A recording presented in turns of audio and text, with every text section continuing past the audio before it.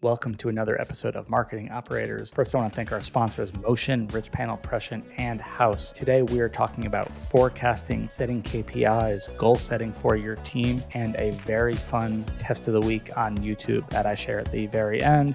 As always, if you're enjoying this, please subscribe, give us a like, comment on YouTube, and share it with a friend.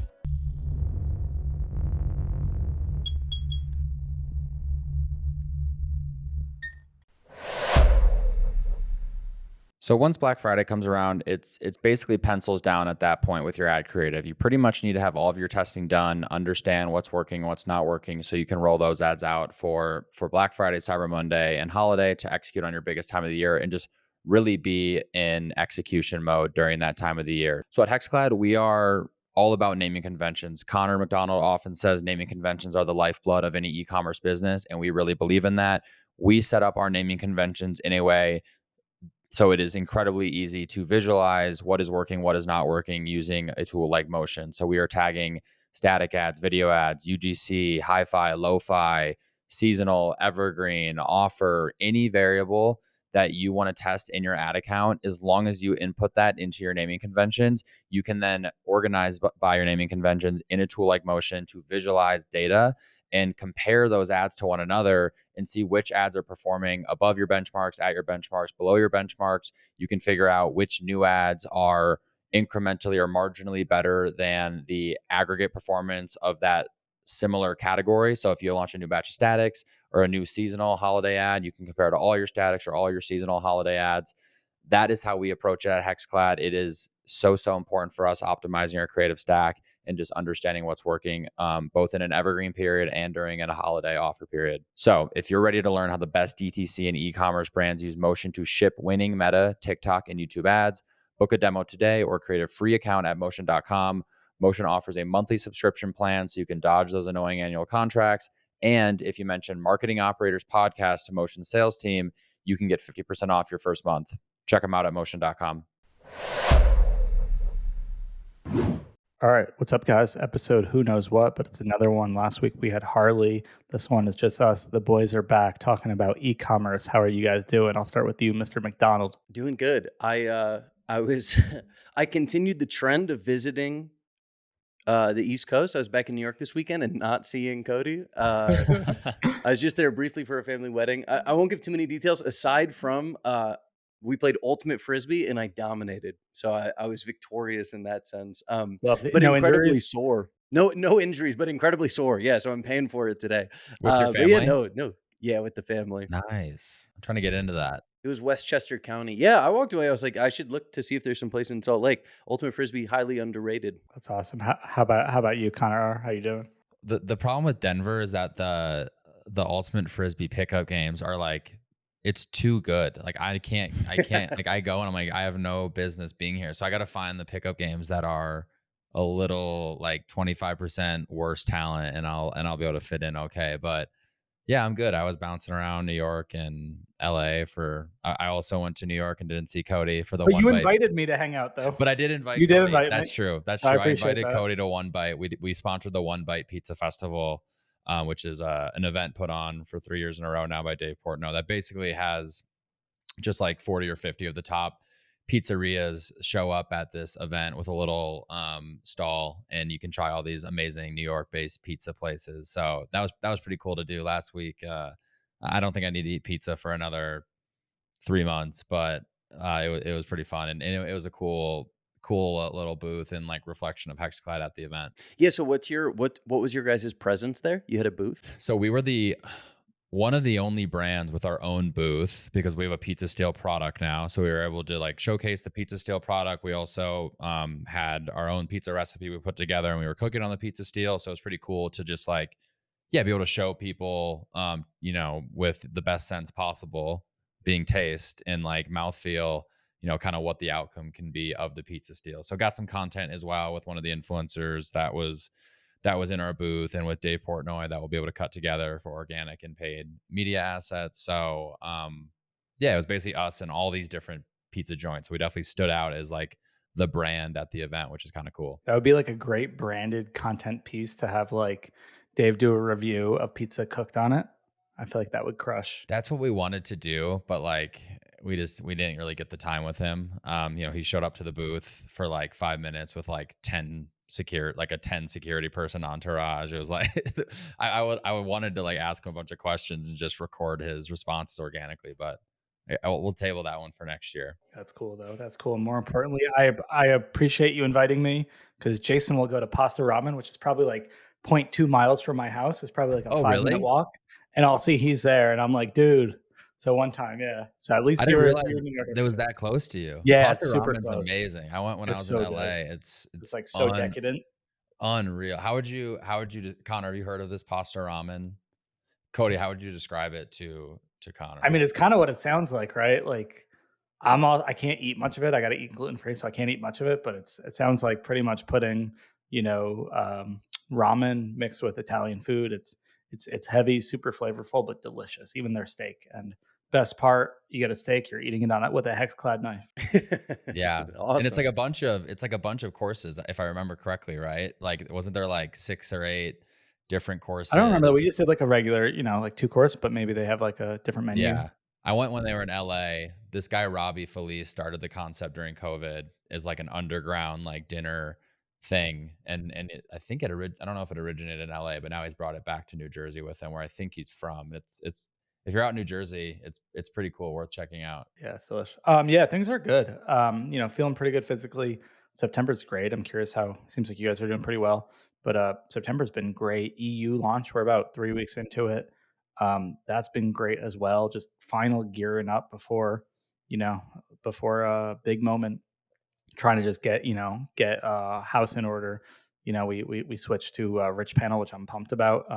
That's been great. Our response time is way down. Just getting kind of a lot of these ops things in order. Dialing upper funnel. Also switched to Prescient for MMM. So we're really going hard on TV. That'll get maybe to 20% of our media mix. We're about to run a CTV test. We haven't done any CTV yet, so I'm pumped about that. And we'll actually measure that with Haus because we can actually run a holdout. So a lot of good stuff going on. A lot of fill in the funnel, a lot of planning. I feel like it's finally here. It's about to catch up with us. But I'm feeling good. Linear TV to 20% of your marketing mix? Yeah, we're at like 10 always, and we just didn't know how it was doing. And we thought it was good when we launched it. Like the revenue went ballistic, but it's just hard to measure. And it's really hard to run a holdout. But yeah, Prescient's saying we should go up. And it's I don't think that'll be evergreen. I think that'll be kind of like filling the funnel, top moments. But we're up to like 15%, and it's things look pretty good. It's according to Prescient, it's our most efficient channel.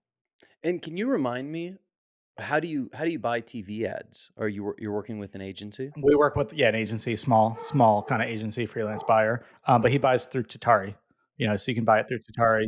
You can buy it through Trade Desk or Mountain or something like that. But yeah, we buy it through Tatari.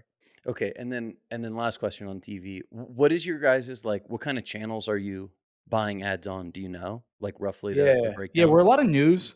Good amount of news. Little bit of left, little bit of right. They both seem to perform pretty well. Little CNN, Fox. When we started, we definitely got a little bit of hate mail from both sides. A lot of like for us, like Lifetime, Hallmark, Bravo, kind Totally. of daytime stuff. That stuff crushes for our demographic. So that's kind of why we went with linear. It's like I don't know about right now, but it's probably an average like $2 CPM, $2.50 CPM, versus like CTV will be looking probably like $10, $15 CPM. So quite a bit Totally. cheaper. Yeah, our strategy looked super similar. We'll get back on TV in October as well, and that's Nice. like where that's how we built the entire thing. But it was like rather than like Lifetime, we're doing like Motor Trends. We're I doing love American that. Heroes Network. Like it It's is like it you're targeting the husband of the wife who's we're running ads to. absolutely. Yeah, yeah, absolutely. Yeah, we're getting good coverage in the home. It could because it's so affordable. Mhm. It's just like It's a it's why I was surprised. I was so surprised to hear CPMs are that low on it. yeah. And it's like 15 seconds non-skippable. Do you guys mostly do 15 or 30-second ads? We like to have a mix. I'm not, super involved in the details anymore. But the cool thing about it is 15 is half the cost. So, for the CPAs to back out, like a 30-second has to convert double the amount. So I don't know what our split is currently, but I think it's pretty heavily indexed on the 15s. But like CTV, it's the same cost. So we're going to go just with 30s. Right. Super weird. Yeah, all sorts of strange nuances. That's cool. We got these like, I don't even know how to describe them. These like almost like half split screen like banners that are working. And like I don't love them as much from a brand perspective because it's like Bobby on one half of the screen and just like a graphic with our our logo and URL on it. But they're performing so much better. I don't know if it's just a pattern interrupt or it's got our URL the whole time. We're just trying not to go all in there, but yeah, we should definitely do another TV chat. I know HexCloud's pretty big on. See, you guys are more streaming, right? We do more streaming. The caveat is that we do a lot of linear buys that were included in our Fox deal. So we're not necessarily like paying additional cash for them. So that is a big component of that deal. So there's a lot of linear going on too. But yeah, I mean, streaming, especially in the last like 3 months, has become as big a part of our media mix as it's ever been before. So, and we have a lot more creative production happening as we speak that we're going to be rolling out in Q4. So I think both are going to go up quite a bit, but we'll do a lot of like strategic one-off buys in October, just like Connor mentioned, like bigger spots with bigger viewership, more expensive, just funnel building type strategies. And we see big spikes in revenue and in traffic when we buy those. But yeah, we'll start ramping that up probably in the next 30 days. Love that. Love that. We should definitely do a TV chat soon.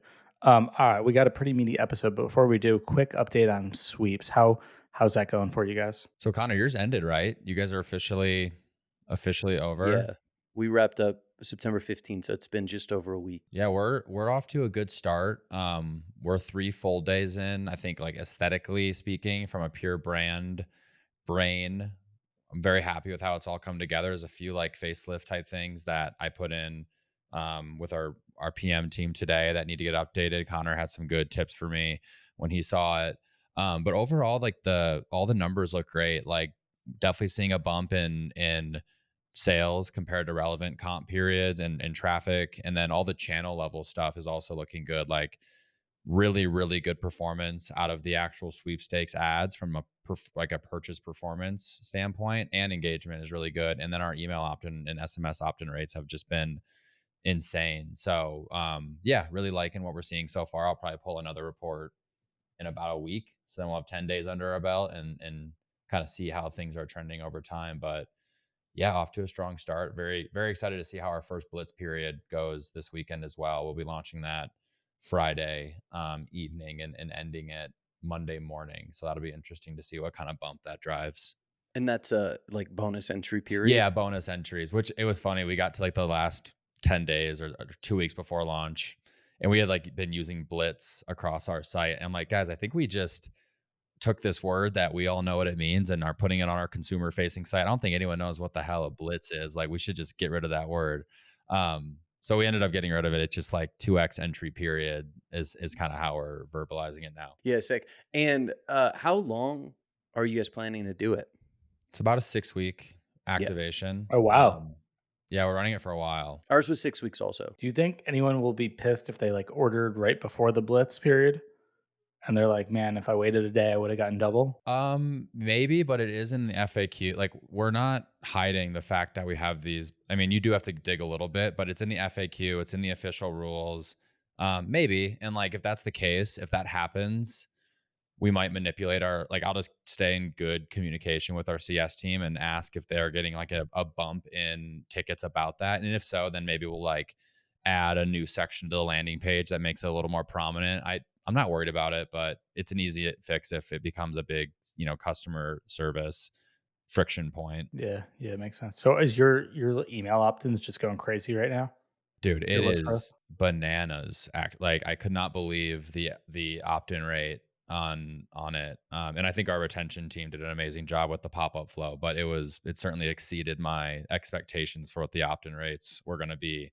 I think we got like on Saturday mid-afternoon, I think we had gotten more email opt-ins than the previous 7 days total on like the evergreen. Sheesh. Yeah. So like we're trying to arbitrage email opt-ins and SMS opt-ins as much as humanly possible right now.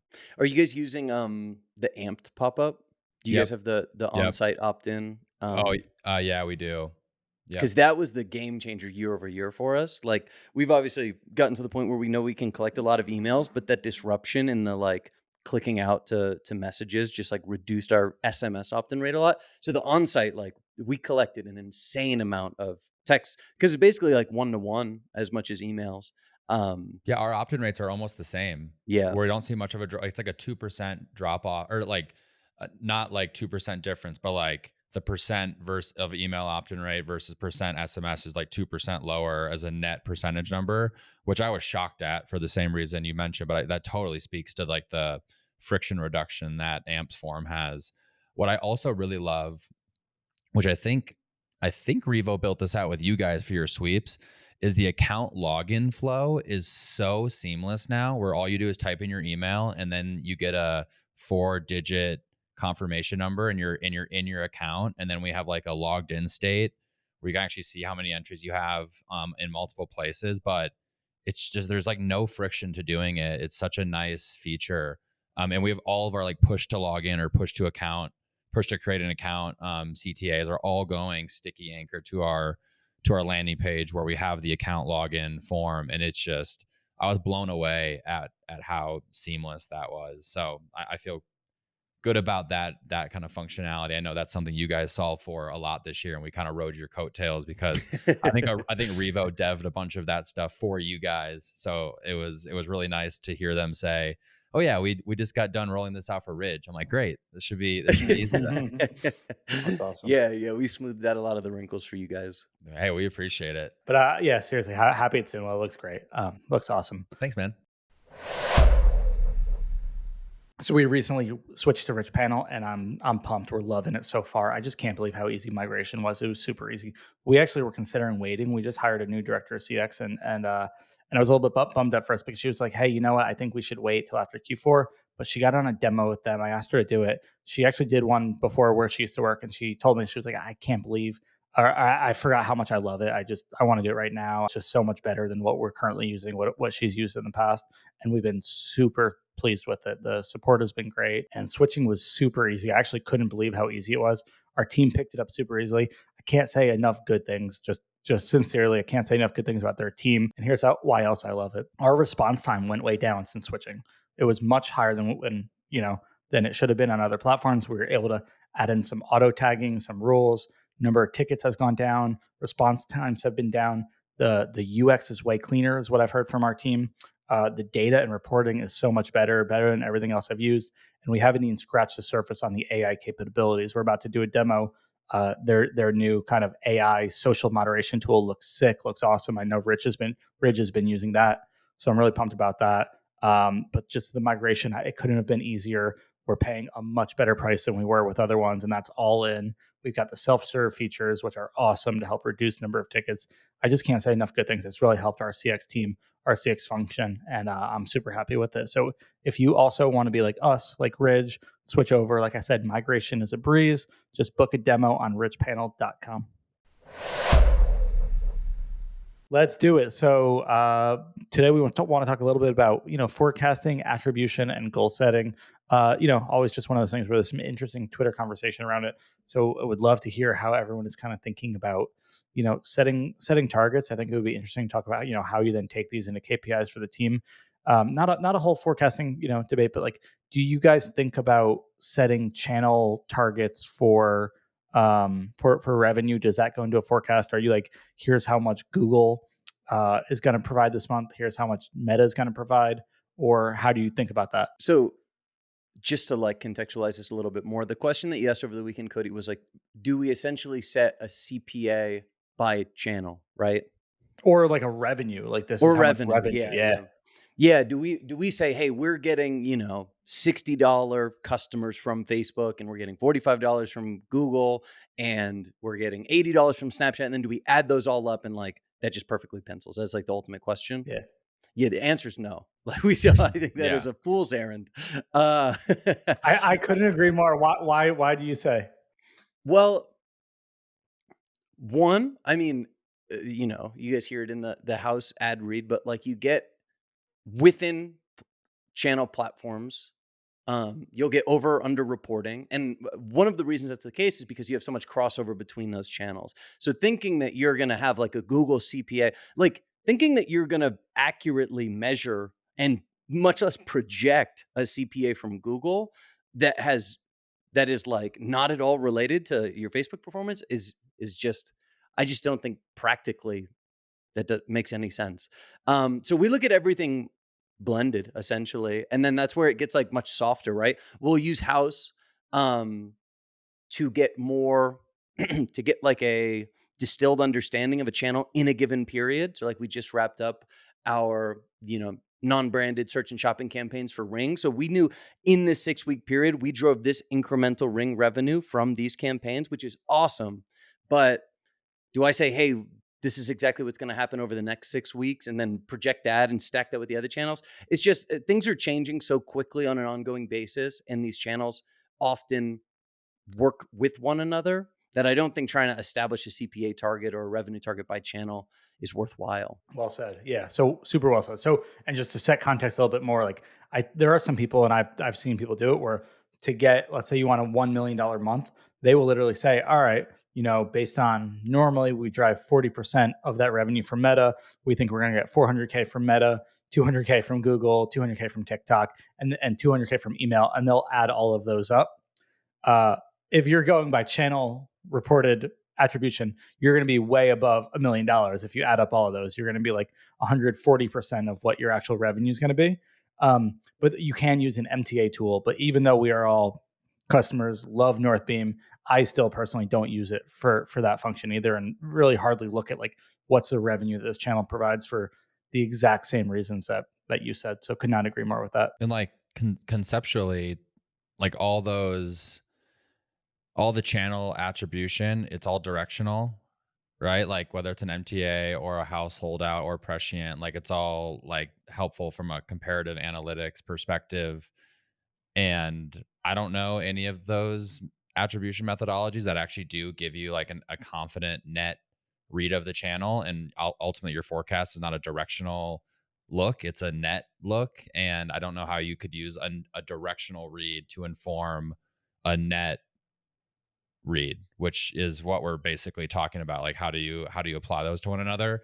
We just look at total blended first order forecast and then cohort based forecast. So like we're just adding up our repeat revenue with our projected first time order revenue, and we'll basically assume CAC increases at different revenue forecasts, and that's like the level of granularity we get to.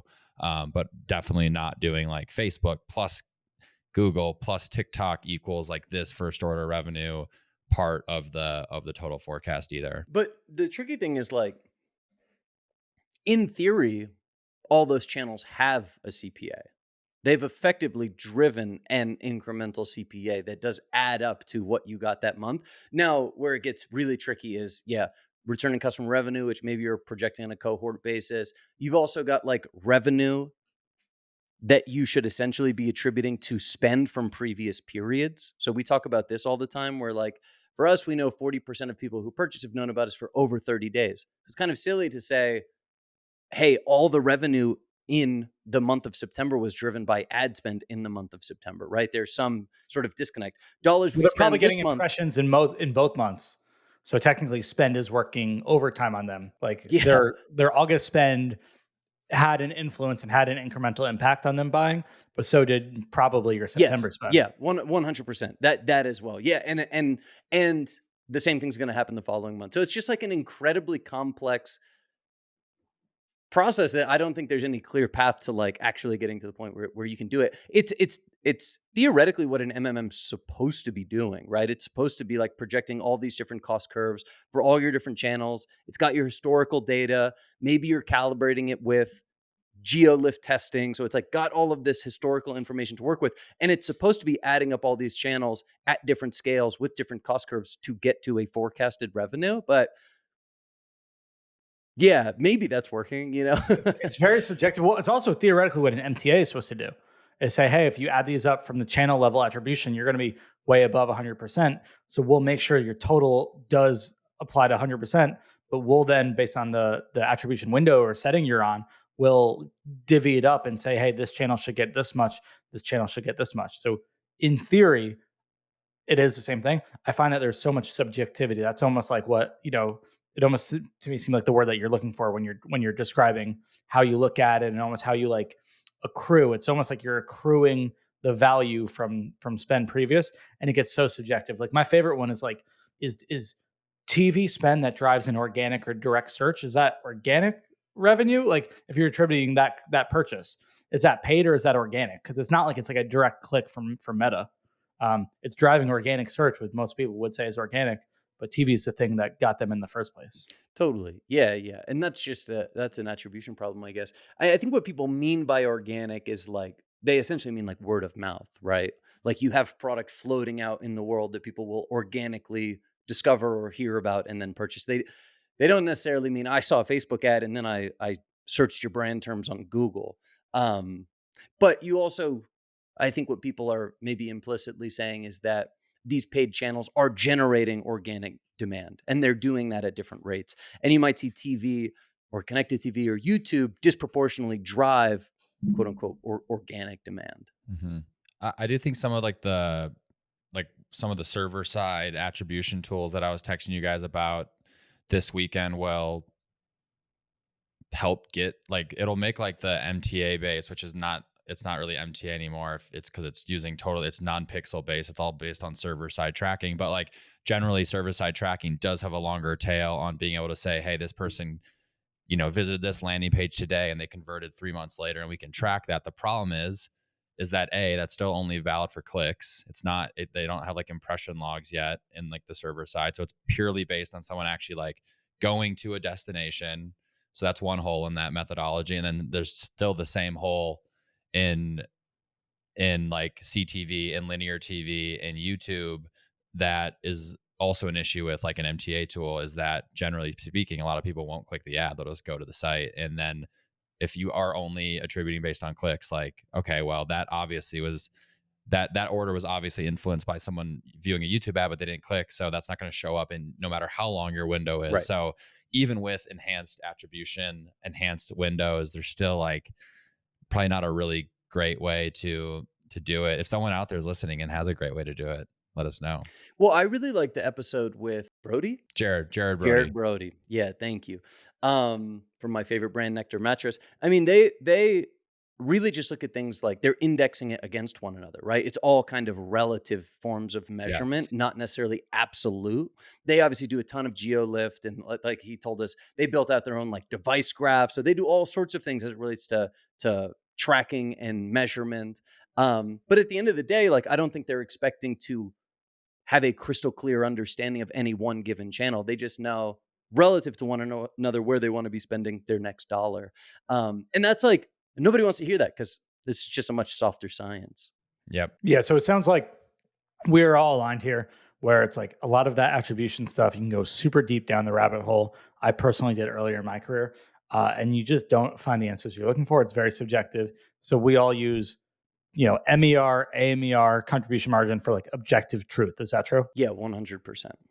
But how do you think about what I will say, Cody, in like I already spoke to the level of granularity we get, which is just blended. Like our revenue is ultimately made up of blended repeat order revenue and projected blended first time order revenue. Obviously, there's some like you need to model out expectations on what first customer AOV is going to be, what how CAC's going to change over time. We absolutely use in-platform data to help inform that modeling, right? Because like the channel that we've scaled the most aggressively over the last 3 years is Facebook. So I still know that Facebook's going to take up the lion's share of our media mix any given month. So we will go in and say, hey, as we've scaled Facebook by this percentage over the course of however, whatever time period is relevant, what has CAC done? And we can use that at least as a data point to help inform the blended CAC that we might see at different revenue growth rates. So it's not like we're not using it at all, just not to the level of like precision that you brought up in the first part of this conversation. Yeah. So I would imagine we all do something similar where we all probably have blended KPIs where you probably have your spend, AMER, which, I'll just go over it if anyone doesn't know. So MER is marketing efficiency ratio. So that's just total revenue divided by total spend. AMER is new customer revenue divided by spend. And you probably have some like blended CAC number. You've got those, you communicate them out to your team. I would imagine everybody on your team, your marketing or your growth teams know them. But then still, you've got to figure out, what am I spending on Meta? What am I spending? So let's say, your 1st of October, you're coming up and you're spending, gonna make it up, you're gonna spending $1 million, right? Connor R, let's go to you first. How do you then take that and go to your Facebook media buyer and say, here's what percent I want you to spend, or here's how much I want you to spend on Meta, and you go to your YouTube buyer and vice versa? Because I agree with Yep. you. We don't want to give them, hey, here's your revenue from this channel that you have to hit, but how do you then tally up a spend? So basically though, it's top down in the sense that we start off with like a yearly revenue and efficiency target. We then take that and we split it by month based on, seasonality and all the historical data we have. So let's say, to your point, then we say, all right, for this month, we're going to spend $1 million to do $4 million in revenue. We will then go take that and plug that into our media mix modeling tools. That'll spit out an optimal media mix.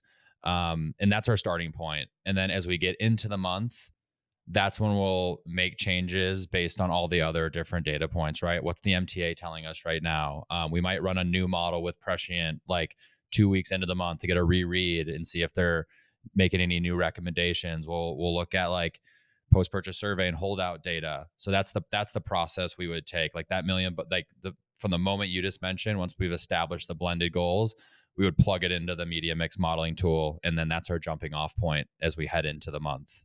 How does that compare to what you guys do over at Ridge? Yeah, so that's what I brought up earlier, like getting an optimal budget with, I don't know exactly how Prescient works, but someone like a recast, like a typical like Bayesian MMM is, in theory, it has like incremental CACs by channel, and it's stacking those things up. And that's how it's getting to that optimal budget.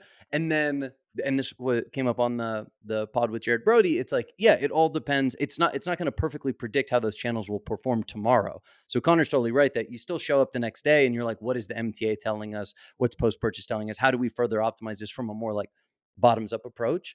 We don't currently use an MMM, so we have no like budget optimizer tool. So what we'll do is a couple things. We'll say, one, how did we allocate budgets previously? Like we've got a number of Black Fridays and Octobers in the past that we can look to. And then we have more recent like MTA performance. And let's use last October as like a starting place for how we want to allocate dollars. And we say, hey, as of late, we've been seeing great performance on, Twitter, for instance. Now we want to work that into the budget. And then what we can also do on top of that is we have a number of Haus experiments. So we've validated over time what is a strong channel performance from an MTA perspective that we validated with a geo lift. Now we're going to back into like actually putting together the marketing mix. What I'm describing here is like not a scientific process, right? I don't have all the cost curves, and I'm not like optimally allocating the budget in the way that an MMM would do. It's an MMM in the sense that it's my mental model trying to like work through all these things. The real MMM. McDonald's mental model. Yeah. But that's how we do it. And then same exact idea. We're coming into the period with a plan, and then depending on what we're seeing relative to expectations, historical performance, previous geolift studies, then we're like reallocating throughout the period. How far, we do it similarly, and I'll share in a minute, but how far off of your targets? Like, let's say if you were to say, hey, we're planning to spend 5% on Twitter, at the end of a month, how far off are you usually from that? Oh, dude, it's really been like across the board, because there's 5. How often is it 5%? Actually, I'll say, how often is 5%? Not all that often. Like it's either working better than we anticipated or not as well, or it's more likely that Meta is outperforming. So there's a lot of decisions that we make between that. I was just talking about it today because we're like prepping for this Q4 period. From my perspective, this like the budget plan for Q4 more than anything helps us inform like what content and landing pages do we need to prepare, right? So it's like we're actually backing into it from that perspective. If I want to spend $500,000 on Twitter in November, like that will inform what creative we need to develop. How do we want to edit existing content or historical content?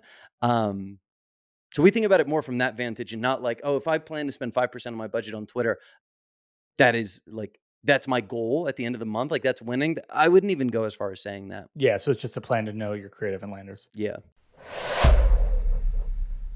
Did you know that platforms overreport performance 65% of the time? In a recent study, Haus found that 82% of incrementality experiments showed that platform reporting was either underreporting or overreporting by more than 25%, and 60% of the experiments showed discrepancies of more than 50%. This is why marketers are moving away from platform attribution towards incrementality measurement in order to maximize their growth and efficiency. This is one of the many reasons that the three of us, Connor, Cody, and I, all work with Haus. So, what is Haus? It's a self serve experimentation platform that allows you to configure regional tests and control experiments to measure incrementality and identify points of diminishing returns. What does that really mean? They tell you, hey, these are the 40 zip codes you need to exclude from this campaign. And we can look at what results did you drive in the targeted regions compared to that holdout group. Really awesome. We use it all the time. As an example, we just identified a lot of our non-branded Ring search and shopping campaigns were not nearly as incremental as Google was reporting. So we've been growing our Ring business over 100% year over year and spending less on Google. So we've been able to be more efficient with every dollar spent. Haus is built with cutting edge methods by PhD economists and data scientists who have built these solutions before at companies like Amazon and Google. The Haus platform allows you to test all your marketing channels, both online and offline, measure the impact across all your sales channels, D2C, retail, Amazon, and calibrate your platform reporting for incrementality with Haus. Discover your marketing's true ROI and unlock new growth with Haus. Go to haus.io/operators, spelled HAUS.io/operators to start your incrementality practice today. Honestly, we do something very similar to a combination of both of you guys. We definitely start with MMM. We use Prescient. We'll see what the optimal readout is. We'll say, hey, based on our cohort-based forecast, this is what we think our target is. We think we're going to spend $3 million for this month. Help us allocate it the most efficient way possible. So we'll take that as a starting point and just see, compared to year over year that month, or compared to previous month, like, is there anything that's quite different? What is a model liking anything that we think? And what we'll usually do, and we're pretty new to Prescient, but really enjoying it so far, is we'll pick like one or two channels to test on. And so right now, like I said, like, we're scaling up TV. We'll kind of adopt those recommendations and then allow the team and the model to see, does that help? So we might say, hey, we were at 10% on TV. Models suggesting 15%. Let's try to target that. Maybe we'll spend 13%, and we'll see kind of how the model likes those changes. The other one, for us, TV, we have to pivot around. What I mean by that is it's much more of a fixed cost and a variable cost. Like Meta, you can just ramp up and down every day. TV, we've got to have those budgets in ahead of time. So even though it's not a big percent of our media mix, we still start with that as a percentage that we kind of work around. From there, I think any either Haus test or any just like seasonal plan where we kind of know this is what we want to do. It's a strategy, even though maybe the MMM or data is not supporting it, because what your Haus tests are and what your budget has to be for that. We'll put that in there, right? That's our YouTube, or that's our Meta, or a new channel launch. Hey, we're going to launch Pinterest and this is going to be the first time doing it. We got to devote 50K to that. Like, I've got to build that in there. And then we'll kind of do it the similar way. We're based on a little bit of vibes, a little bit of MTA based on how that's performing. Because sometimes an MMM impression's really good at picking up quickly, but it's still trained on a year's worth of historical data. So you might get a lot of volatility. Maybe TikTok is crushing it right now, but it was doing terrible, or vice versa.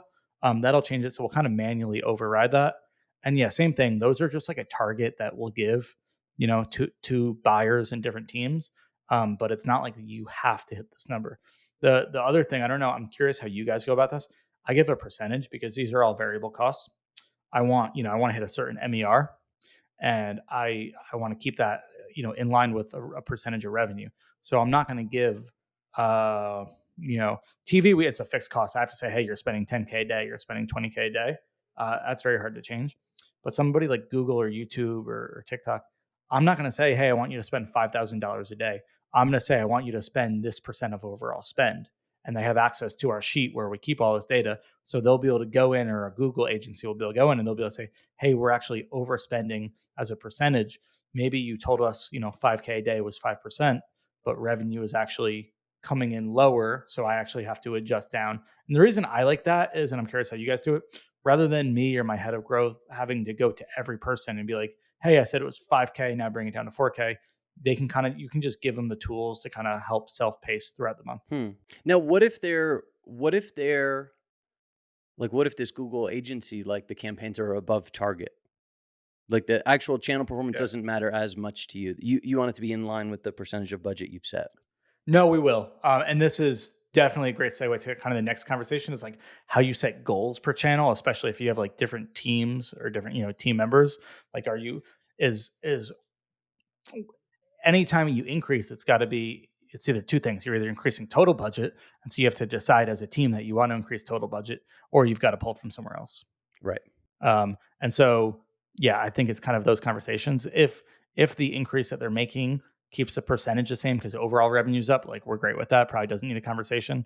If things are crushing, let me say TikTok, because like that's more manually you control that versus Google.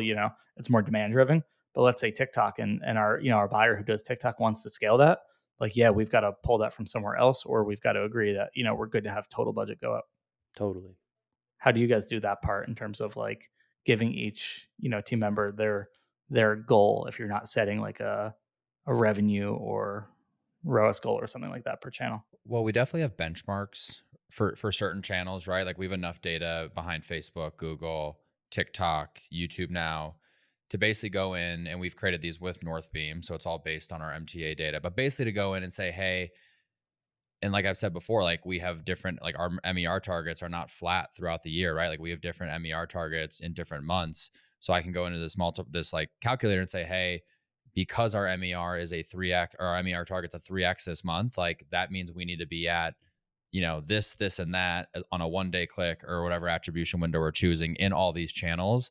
So we do have like, that's how we'll create our just like rough account benchmarks. And those are really helpful just for like a pulse check, right? It's like, hey, we're crushing right now, and Facebook is above the benchmark that we've identified to hit our MER target. Like, great, we could probably scale there. But like the actual, so we always have that, and like we have that going into every month, depending on what that Relative to the benchmark is where you look at, not relative, absolute, but relative. exactly relative to the benchmark. And then, but then also, like, let's say, for example, we're spending exactly what we wanted to spend, but we're above revenue target, which means we're above efficiency target. So our natural conclusion there is like, all right, let's go spend more. Let's go spend it in the efficiency target and beat top line. And let's just say that works for our business, that decision. Where are you spending more in that scenario? Right. So now we would go into the MTA. We would also go into Prescient. And while we would have the benchmarks in mind, we're really looking more at a comparative analytics at this point. Like, hey, where do we have the most room to scale? Like, what channel does Prescient tell us is the most efficient right now? What channel does the MTA tell us is the most efficient right now? And like, that's where we'll go put more budget. And like, again, not remembering the benchmarks, but like really more so weighting the comparative analytics, and using that for like the in real time decision making. We do things like the exact same way. Connor, you got anything different there?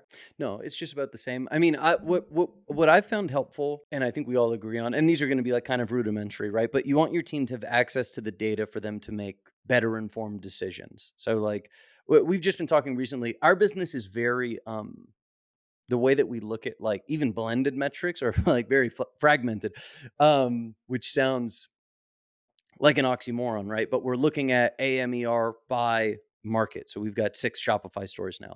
Even within some of those markets, we're looking at it by category. We're looking at rings and EDC and travel. So what we found helpful is like it's a very simple logical step, but we can look at, we just did it today for last week's performance data, but are we hitting our target ROAS by channel in whatever kind of dimension of the business we want to look at? And are we hitting our revenue and efficiency targets in that same dimension? And if we are hitting our efficiency targets and we're hitting our channel goals, then that becomes a discussion as to whether we want to scale. If we are above our efficiency targets, but below our channel targets, for instance, that becomes also a conversation, kind of what you just mentioned, Connor, that do we just push into the winners relative, like the strongest winners within those groups? Do we want to do that? And then what do you have? You have below channel targets, below blended efficiency targets. It's like things are really bad. Like we could kind of ring the bell on that. And maybe that's another discussion as well. But it's a very simple kind of set of logical steps. How do we determine where to spend the next dollar? You guys both said MMM tools. Ours is still just going to be like MTA based off of historical data. We'll look at, this is again my mental model, powered by organic intelligence. But we'll look at like if there's certain videos that are performing well, certain types of campaigns within these platforms. Like we'll be a little bit more biased at that point to try to drive volume. I got to call out here one of the amazing features of Prescient that I think sets it apart from other media mix modeling tools is the campaign level optimization and attribution, right? A lot of MMM tools are like channel level, or maybe you might have like two categories within a channel. Like in Facebook, you might have like evergreen versus sales, and you might have different like percentage mix it's recommending. But that's one of the things I love about Prescient is that you can almost use it. You can't quite use it as an MTA because it doesn't boil all the way down to the ad level, but like you can kind of use it more as an MTA tool because you can go into Facebook and see like what in Facebook at the campaign level is working best, average, least best, and optimize based on that. Like our team's been using Prescient like an MTA more and more, which is interesting. Yeah, no, I agreed with that. We're using it very similar. So here's an interesting one, right? Wouldn't be a white dude having a podcast if I didn't quote. It was either so Warren Buffett or Charlie Munger. I think it's Charlie Munger, right? Is it show me the incentive and I'll show you the outcome? So something I'm always aware of, right? I try not to set, like, we switch gears a little bit. Try not to set very like hard KPIs because I have a hard time. We do it very similar to you guys. Here's our revenue. Here's our contribution margin for the year, the month, the week, the day, right? All of those AMER, MER, and we give that to the whole team, the marketing team. Everyone knows that. All my leaders know that. But we're not really giving, here's our Facebook, and so like director of growth doesn't really have a KPI. Maybe it's new customer revenue, right? Retention, doesn't really have a KPI. They do, and their retention is the only person, director of retention, who actually has a channel attributed revenue. We do email and SMS separate and combined GA last click revenue as their target. And they are also, accountable to repeat customer revenue. But I think the challenge is like the pro of giving a blended metric like a repeat customer revenue, like a contribution margin, is it's much more aligned with the business outcomes.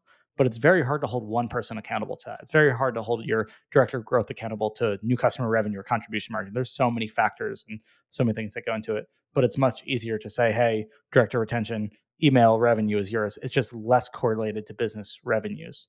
And same thing with like conversion rate. Like our director of e-commerce, I don't really have a KPI for. I could make it a conversion rate, but then they're going to fight with our ops team on trying to get our shipping prices lower, trying to get a better one. So I think if you give, long story short, I think if you give the wrong incentives or the wrong KPIs to team members, even if you have the best, most selfless, most motivated team members possible, you're going to shift their behavior in a way that maybe is not best for the business. How do you guys think about setting that up and creating those goals to ultimately, not have that happen? Yeah, so I don't have a perfect answer to that question. My immediate thought is really the blended outcomes obviously best aligns with the business goals. It's why I brought up like there's business outcomes that either basically the KPI or like the goal for my director of growth or our director of paid social would be like, let's make the best decisions we can given this blended metric that you don't have full control over, so that we can best adjust the channel strategy beneath that. So it's really just providing as much context as possible and then driving the best outcome within those different situations, which again, I'm just describing it also being tricky. So do you have like team members, right? If somebody joins and you're like, hey, here's your goal, like, does your director of growth have a KPI? Does your director of ecom have a KPI? Do they have, I don't know if you do OKRs. Do you have something that's like written on paper that's like, this is your goal for the company or not? No. I mean, honestly, no, not outside of like channel targets. You get to like, we track weeks in which we hit channel targets. So that would be like the closest thing to a KPI. We want the most weeks where we hit the channel targets most accurately. And then we're reporting on that every Monday. That's as close as it would get. That's as close as it would get. If I can go on a small tangent, one thing I've been talking about recently with the team, and this is I think an example of how KPIs can be misused at some point, right? But our performance creative team, for instance, like our KPI was delivered pieces of content. Hey, we want to deliver 6 concepts a week. the ultimate goal is for those concepts to perform in the ad account and drive revenue. And it's really easy for people to lose sight of that. And they feel that they are completing their job. They are accomplishing the metric that they are being held to, but it's not actually resulting in the business outcomes that you're looking for. It's such a perfect example. It's just that's such a simple example of show me the incentive. Yeah. And by the Yeah. way, we've done the same. We're going to switch to hit rate because same thing. You are rewarding behavior that doesn't ultimately get you the result that you want. Right. Yeah. So I've been joking. I say joking. I'm not joking. I say it very seriously, but there's something funny about it. But I say the deliverable is success. Ultimately, guys, I'm like, what we're here to do is deliver the top line business results that we're looking to do. We're not going to get there by just mindlessly hitting delivered content KPIs or like spend could be another KPI, but if that's not attached to channel performance and that's not then tracked against top line business outcomes, that's a bad KPI as well. You'll just overspend all the time or underspend all the time. So again, for us, it's really come down to like, how do we find the balance of like, it's not aligning is not the right word, but it's like providing the context and the space for us to just make better decisions given all these different variables that don't perfectly stack up. Some of it is culture too. I think this is our jobs as leaders is to set a culture where like people don't feel like they have to always prove themselves. Cause I think that's where some of it comes from, where like you get your TV buyer, whoever it is, like this is what I drove. And obviously they might be incentivized to do it. But I think like just trying to get more of like a team culture where people just are very clear on what the goals of the overall company are, the blended metrics, right? Here's why we care about them.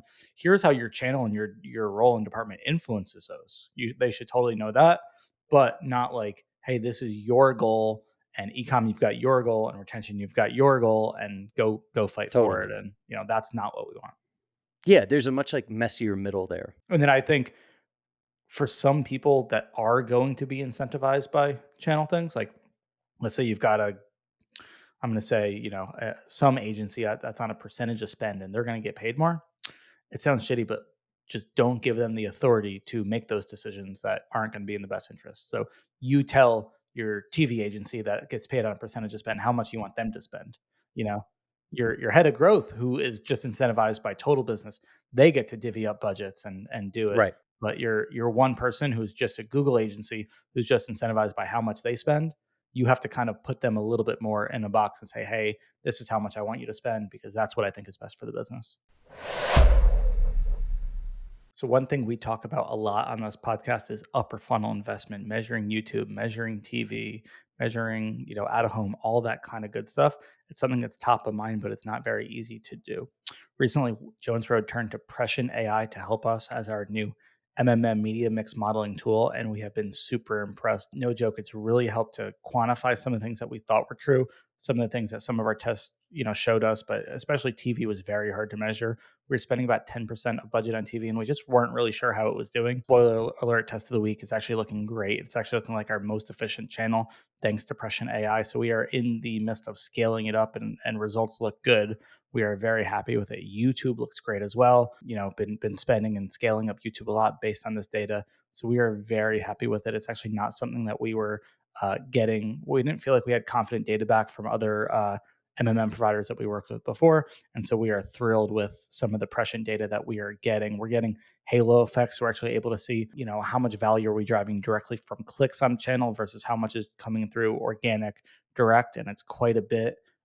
Being able to measure TV has been really difficult until now, but it feels very accurate and it's giving us a lot of confidence. Things are volatile in D2C. We're able to build these new optimizations, these new scenarios, within days. Setup was super easy, unbiased cross-channel, measurement. We're not on Amazon, but I know brands like HexCloud will use it to also measure and validate, spend going to Amazon. And so we're thrilled. We're super happy with it. Couldn't believe how easy it was. And the team is getting a lot of value out of it. Those are reasons are used by top brands like, of course, Jones Road, none other than HexCloud, Good American, Symbiotica, Timbuktu, and many, many more. Mike, the co-founder, hits me and Connor up pretty much every day, just telling them about some of the new brands that signed, a lot of them from listening to this. So we are thrilled with Prescient. It's made a huge difference so far, and it's really going to help us leaning into Q4. So if you want to be like us, like HexCloud, like Jones Road, and many more, go to prescientai.com/operators to book a demo and see for yourself. Cody, what I'll add to what you guys said, like first off, most of the key results that the growth team at HexCloud is held accountable to is it's blended. So like I'm owning the total revenue and efficiency target. Our head of advertising Cam, because paid media is our biggest acquisition channel, he owns the first time order revenue. Our director of retention, Andrew, owns the repeat order revenue because he's the one that has the most control over that with the channel that he manages. And like everything ladders up, like all the way from like head of growth down to like manager level. Everyone has like key results that ladder into the overall, right? So as an example, I own the revenue target. Andrew owns the repeat revenue target. If he hits his target, that'll add into my overall revenue target.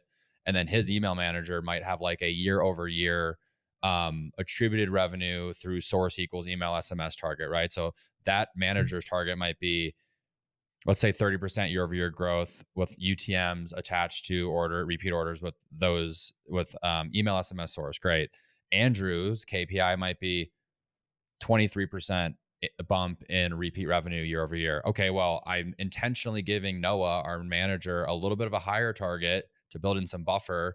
And I'm also going to give Andrew a little bit of buffer than what I actually need to hit the total revenue target. So we make sure that they're like laddered that way. And then we'll sometimes set channel level KPIs that aren't blended to guide a certain business objective that we want to hit. So as an example, we are trying to like enhance our non-cookware business. We haven't put a lot of focus there in the last 2.5 years. So in order to make sure that spills into every channel, because ultimately it's just a tactics thing at the end of the day, like everyone had a non-cookware like key result last quarter. So for an example, like our influencer team had a certain number of impressions that I wanted them to hit in aprons, in hex mills, and in knives last quarter. The way that we set those was we basically just looked like, what did we do the previous quarter? What do we think is practical to do if we enhance our tactics here, and we set those, and now we'll do the same thing this quarter and the quarter after that. And then we use those key results to like manipulate our tactics. So it's like if we get halfway through the quarter and I'm only, let's say 25% of the way to my hex mills impressions target, well, great. Like it's pretty clear what we need to do. We need to enhance product seeding in hex mills. And that's exactly what happened last quarter. Like we were not pacing towards it. We started putting more hex mills and more product seeding creators' hands. And all of a sudden we started, pacing closer and closer to that target until ultimately we've hit it. So that's how like, and it depends on the tactics, right? Like, another good example, we kind of have under indexed on like everyday creator whitelisting in the last few months. I wanted us to take some more swings there. So I gave London, who was our growth operation, like senior growth operations manager who does a lot of work in that area, I gave him a very specific key result, or two actually, in that area. I said, first off, let's launch 10 micro creators this quarter. So that's just like a pure deliverable base. That's more of like an initiative, not a key result. And then the key result was I want 3 of those to perform marginally better than account wide creative testing aggregate. So like I've set him very specific key results in a channel because it's an objective for our business that we wanted to go and launch more whitelisting for that type of creator. And again, if he's able to find winning everyday creator whitelisted ads, well, ultimately then that'll help Cam achieve his first time order revenue target, which will ultimately help me achieve my overall revenue target. So we have this like waterfall basically where everything ladders up and down if everyone hits their key results, which is not perfect. But it's helped drive clarity for our team in ways that we have not had before. So it's been working well for us so far. Yeah, it's likely, it's not a perfect correlation, but it's likely if your team hit all those individual OKRs, and then the company would be winning. It'd be very surprising. Yeah. Yeah. Yeah, no one way to do it. We tried OKRs, and I tried, and I would call it an epic failure for us. I just think every company is different, and every leader is going to be different. I was like, all right, I'm CMO now, gotta do leadership stuff, or becoming a big business. It was probably like 2 years ago, and we tried it. I feel like it took us like a quarter to even like finalize the process and kind of like get the hang of it. And people didn't know how to set them. I didn't even know the right ways to go about it. We tried it, and like we're just like too much of like a fast-paced startup where I just felt like it wasn't right for kind of our culture and my leadership style. I think the pro of it, and like this is not a knock at all. I think if you're a larger business and you got more things going and you really want like extreme clarity and strategic direction, it's a very useful tool to get people on the same page, knowing what the goals are for their role. Um, but I think it's got to be right for. But yeah, I think the pros of that are, like you said, it just gives people a lot of clarity of like, here's a goal, here's an opportunity, and this is their direction we want to do more of. Like, Yeah. and it also gives a goal that like the objective is is potentially like the KPI, the result, but there are a lot of process related goals along the way. Like you said, hey, I want to get 8 of these, or I want to get this many new landing pages built and tested this quarter. I think that's Yeah. really valuable. Um, I think that's very, very valuable. I think the con of kind of what I'm doing, which is a little bit more like Connor and kind of just raw dogging our goals, is a little bit more of like maybe people don't exactly know what their goals are. Maybe they're not being motivated quite enough towards a specific goal, and maybe they're not quite sure how their role plays a function in the overall. But I'll take that. It seems to be working fine for us. Yeah. It's everyone's kind of just have what works best for them. The biggest, this is actually like I'm working with a mentor who has helped me like roll this out with our team. And honestly, Q3 was the first like quarter we like really took a full on swing at it.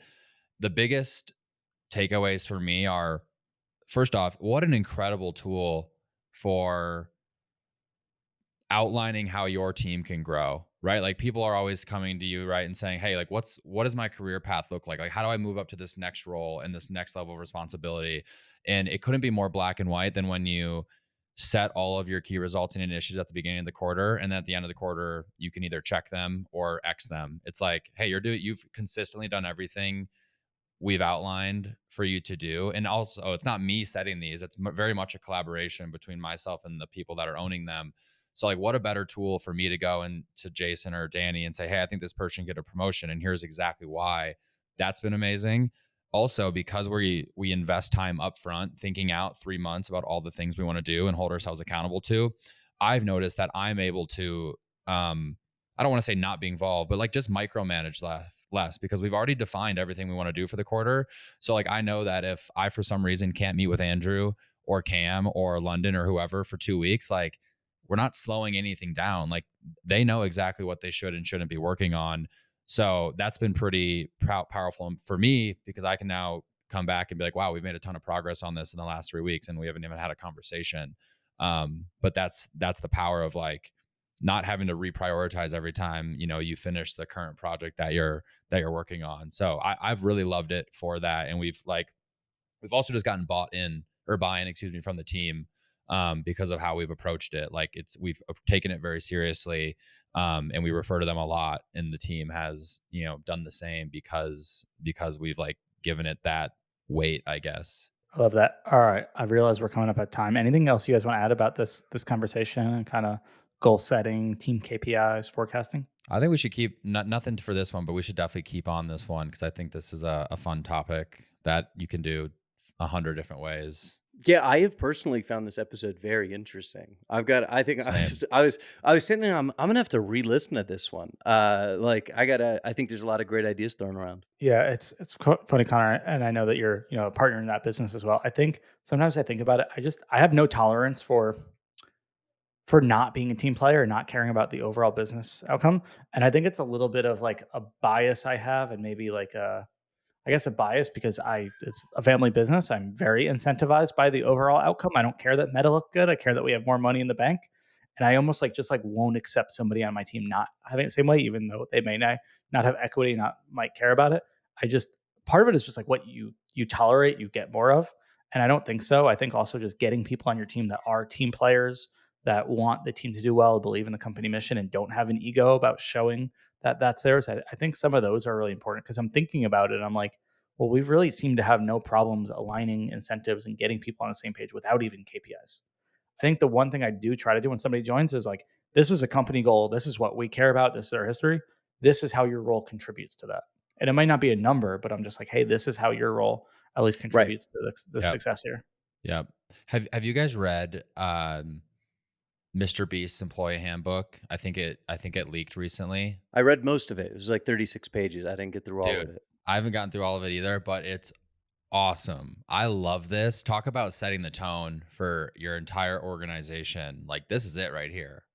They clearly are the top YouTube channel in the world because of the level of excellence they hold themselves to. And the question is like, tactically speaking, how do you hold your team to this level of excellence? Like, this is an amazing thing. Like, can you imagine you're in a job interview with Mr. Beast, you get the role, and within the first week, like you have all your onboarding tasks, and this is like one of the first things you read through and like take like that is so powerful. And I think like that would spill into someone's work they do for the rest of their time there. Like this is one of the coolest things I've read recently in our space. And this is not just applicable to e-commerce, obviously, but I thought this was so good. And I I want just to read it. love it's so Did good. anything like what stuck out to you in particular? Just like there's no tolerance for mediocrity, like at all. Like they're the best YouTube channel in the world, and they expect the best Yeah. inputs to come into it. And anything less than that will not necessarily be there's not like, it's not like one strike and you're out. That's not the vibe I got, but it was very much like, if you are not producing assets that are up to our standard, we're going to let you know about it, and we're going to help you get on a path to fix that. But if you continue not to do it, like, you're gone, period. And that's just like the way it is, and that's how it should be. So that to me was just like, I love the lines they've drawn and how they've communicated those lines.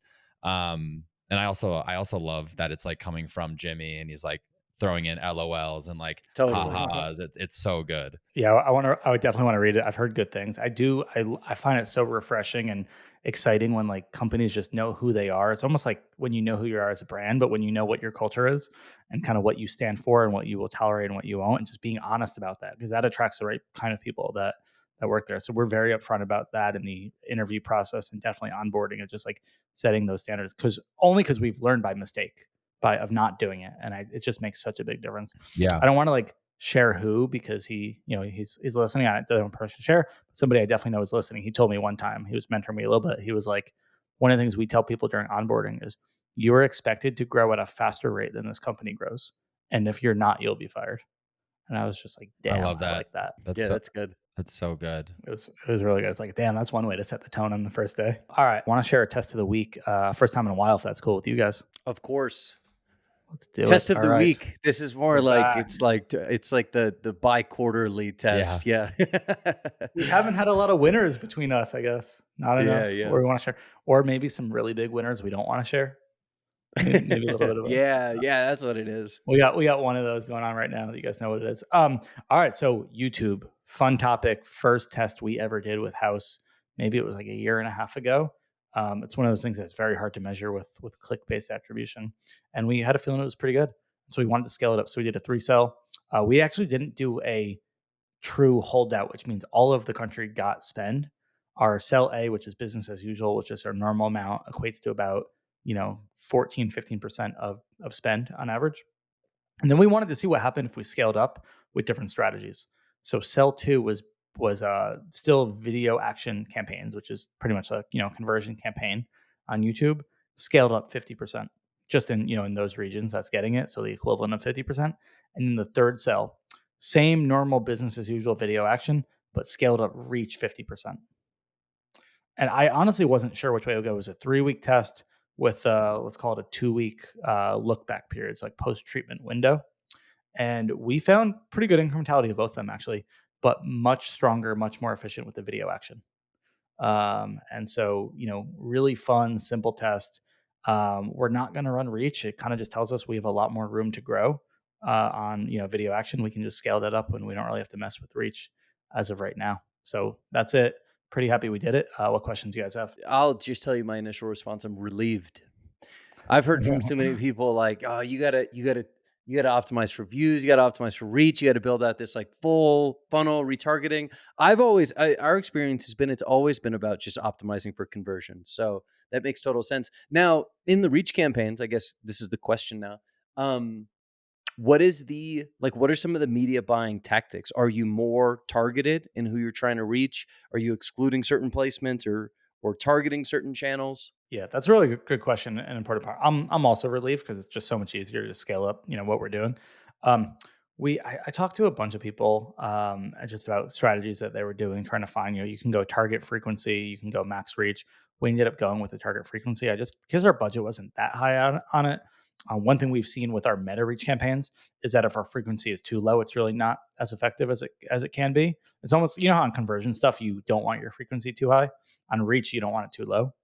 You need multiple exposures. So that was one. We pretty much kept it very standard, channels. We did similar targeting as we do with our normal YouTube. A lot of I always forget if it's in market or affinity. It was probably affinity. I think that's just what performs best in our video action. But we did change the creative a little bit. We added some of our shorter kind of reach style TV ads in there, just because they're a little bit less DR. But usually you don't want like a long form 45, 90-second ad, in a reach campaign. Still not entirely sure if that's, the correct way to do it. But we did narrow things down a little bit more, because you do lose that purchase signal. So you don't want to keep it wide open to all ages. So we just narrowed everything down a little bit more and tried to hit a target frequency. How does that comp, Cody, on your cost per incremental acquisition on other channels? Is it better, best, somewhere in the middle? That's a good question. We actually have never tested meta holdout, which is crazy. I don't doubt how incremental meta is to us, because when we launch a new region or we scale spend on a weekend, revenue goes up, meta goes up. But obviously it would be great to know, just like our next dollar, where should it go? Yeah. But for us, it's pretty good. It's also, we see a longer halo, longer lag of YouTube.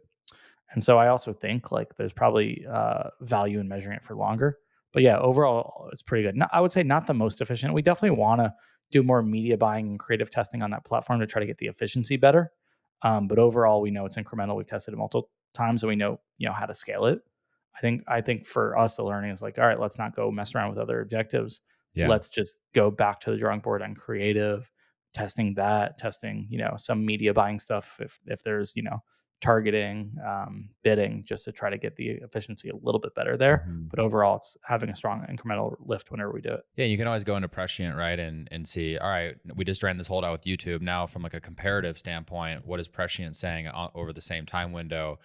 And then like comparing that Prescient probabilistic model to whatever it's saying about Facebook, and like that's like, this is the process of like the art of triangulation, right? Like you can't practically go run a holdout on Facebook right away and like get that in real time. It's just going to take too long. But like Prescient, you can get that in real time, and that's like a great example of how you would use two of these. Like people keep asking me like Haus or Prescient, like they're fundamentally different things, and they're meant to be used together. And like that's an example of how you probably used it together, because you wanted to run the Facebook holdout, but you couldn't. So like, what's the next best option? Like, okay, let's go into Prescient, because that's going to give us good data too. And we also see Prescient. It's like, oh, Prescient loves YouTube. Let's go. Prescient is correlational, right? MMMs are correlational. So is attribution. Haus is causal. So Haus is the one that's causal, where you're actually setting up a controlled scientific experiment where you're keeping everything constant and changing one variable. So we'll see that and we'll say, all right, Prescient loves YouTube. Yeah, we'll scale it up and test it with Prescient. But really, I want to take that insight and that hypothesis and test it with the Haus test. The one thing I would say, feedback for myself on this one, I don't think 3 weeks is the right period of time to run a reach test. I think if you're not willing to run it for 3 months, it should be 3 months or nothing. And I agree with you, Connor, that like, kind of relieved and nice to hear. And there's a lot of skepticism out there on reach campaigns. And, I think they can work, but definitely only just don't run them, like test it. But I think if you're not willing to wait, to allow it to do its work, that's the feedback I would have for myself, is like, if we were to run reach again, I'd probably want to give it a 2 to 3 month test, and don't try to measure it in such a short period. Interesting. Well, I think it's a great test of the week. Awesome. Let's do it. All right. I know we got to run, but that was a fun episode. Hit us up. Let us know if you have any feedback, but that was good. I'm excited to do it in a few days again. Thanks for listening to another episode of Marketing Operators. If you've made it this far, you probably liked it. So please share it with a friend, subscribe on YouTube, and shout us out on Twitter. If you got any topics you want to hear, just hit us up. We'd love to hear them. Thanks again to our sponsors, Motion, Richpanel, Prescient, and Haus.